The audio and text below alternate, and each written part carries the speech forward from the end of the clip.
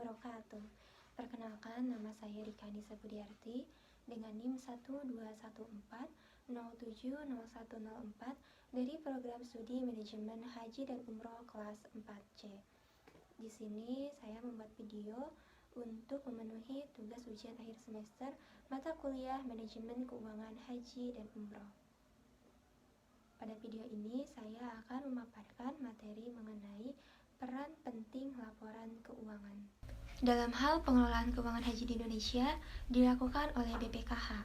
BPKH adalah kependekan dari Badan Pengelola Keuangan Haji yang dibentuk berdasarkan Undang-Undang Nomor 34 Tahun 2014 mengenai pengelolaan keuangan haji.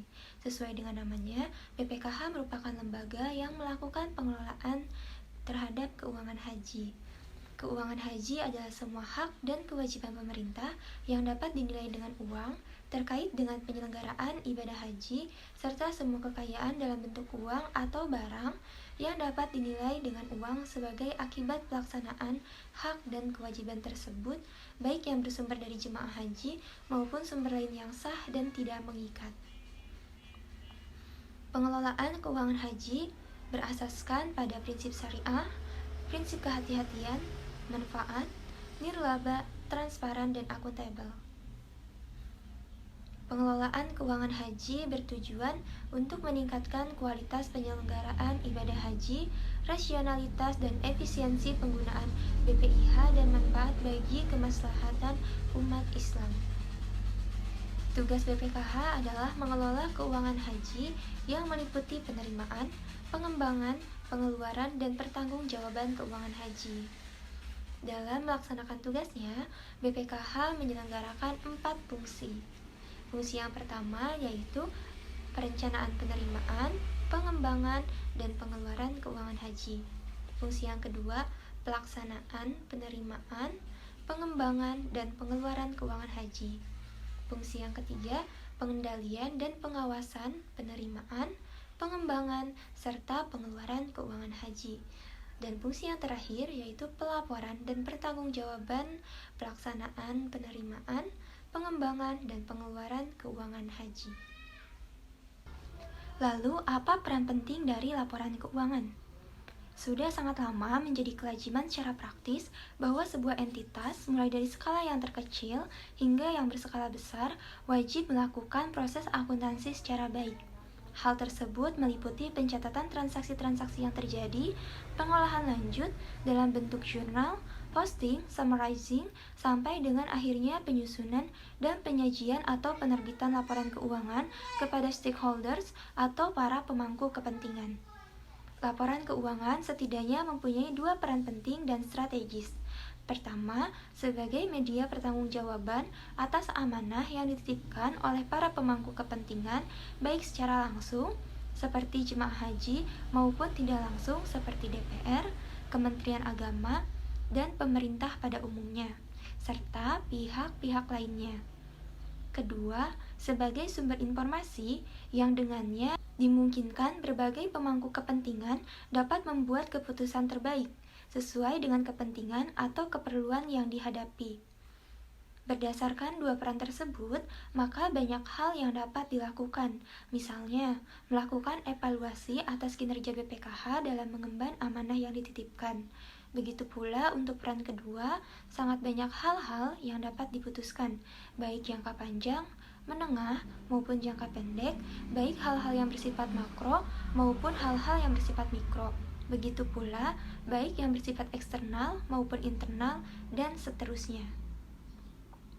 Tujuan laporan keuangan adalah menyediakan informasi yang menyangkut posisi keuangan, kinerja keuangan, perubahan posisi keuangan, dan informasi lain yang bermanfaat bagi sejumlah besar pengguna laporan dalam pengambilan keputusan ekonomi sebagai bentuk pertanggungjawaban BPKH atas pengelolaan keuangan haji. Terdapat 6 komponen laporan keuangan yang disiapkan oleh BPKH berdasarkan kebijakan akuntansi BPKH. Yang pertama, neraca, yaitu sebuah laporan pada saat atau pada tanggal tertentu. Neraca berfungsi untuk merangkum aset perubahan, kewajiban, dan ekuitas pemegang saham. 2. Laporan operasional, yaitu sebuah laporan yang bersifat periodik. 3. Laporan aset neto, yaitu laporan yang menyampaikan perubahan nilai aset neto dari awal tahun hingga akhir tahun untuk mengetahui nilai saldo akhir. 4. Laporan arus kas, yaitu laporan yang menggambarkan arus kas entitas yang terjadi selama periode pelaporan. Laporan arus kas umumnya terdiri dari 3 bagian utama, yaitu arus kas yang menggambarkan aktivitas operasi, investasi, dan pendanaan. 5.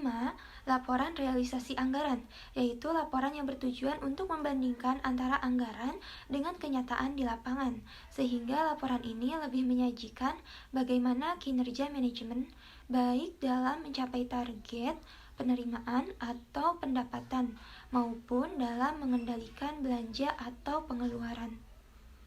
Dan yang terakhir, ada catatan atas laporan keuangan, yaitu catatan yang menyajikan informasi mengenai penjelasan pos-pos laporan keuangan selama satu periode pelaporan dalam rangka mengungkapkan laporan keuangan yang transparan, akurat, dan akuntabel. Keenam, komponen tersebut disusun dan disajikan sesuai dengan standar akuntansi keuangan yang berlaku, dan BPKH wajib menyampaikan laporan pertanggungjawaban pelaksanaan pengelolaan keuangan haji yang belum diaudit kepada Presiden dan DPR melalui Menteri setiap 6 bulan. Kemudian, laporan pertanggungjawaban dari pelaksanaan pengelolaan keuangan haji tersebut diaudit oleh BPK atau Badan Pemeriksa Keuangan sesuai dengan ketentuan peraturan perundang-undangan. Sekian yang dapat saya sampaikan mengenai peran penting dari laporan keuangan, khususnya laporan keuangan haji oleh BPKH. Saya ucapkan terima kasih yang sebanyak-banyaknya, dan saya memohon maaf yang sebesar-besarnya apabila terdapat banyak kekurangan. Wabillahi taufiq wal hidayah. Wassalamualaikum warahmatullahi wabarakatuh.